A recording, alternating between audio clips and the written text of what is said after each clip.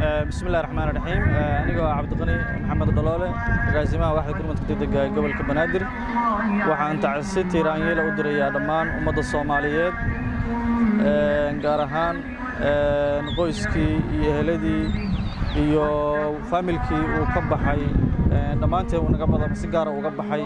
gudoomiyaheenii qaaliga ahaa gudoomiye Cabdiraxmaan Cumar Cismaan Yariisow runtii oo maanta halkaan u taaganahay inaan u ducayno kulankan runtii aad ka weyn oo ay ka soo qayb galeen dhammaan 17 degmo dhammaan agaasimayaasha waaxyaha kala duwan gobolka Banaadir maamulka sare ee gobolka Banaadir maanta halkaan istaadi Konis aan u joogno sidaan ugu ducayn lahayn una xasuusan lahayn runtii wax qabadkiisii iyo dhiiranaantiisii runtii uu gobolka Banaadir iyo hawlihii intii uu ku soo jiray dawladda dhisida ama haykalka dawladnimo uu ku soo jiray injineer Yariisow runtii wax badan uu ka soo qabtay wadankan ku soo kordhiyay asagoo ka yimid wadan uu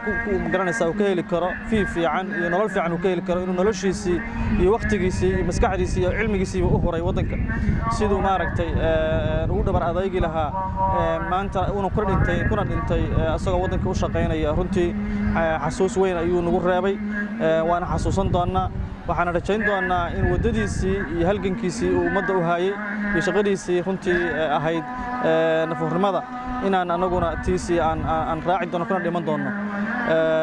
runtii gudoomiyaha gobolka Banaadir Allah uu naxariisto maanta wuxuu u baahan yahay waa duco oo ducaynaynaa ducada ayaa wax taraysa waan rajaynaynaa in Ilaahay subxaanahu wa ta'aala uu raxmadiisa ugu deeqi doono dhammaan ummadda Soomaaliyeed meel kasta ay joogto dal iyo dibad waa loo duceeyay ducadaas insha Allah waxaan rajaynaa wax badan u tari doonto aad baan u mahadsantihiin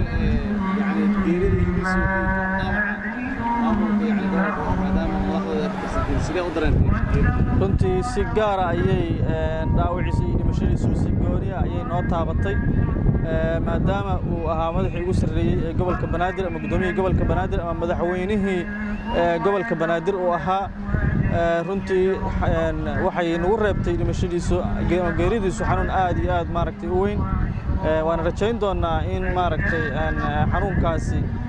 maanta kulankan ducada ah uu waxa weeye dabooli doono oo aan niyadii iyo wanaaggii aan u haynay uu la tagi doono meeshii Ilaahay nagala jeclaado.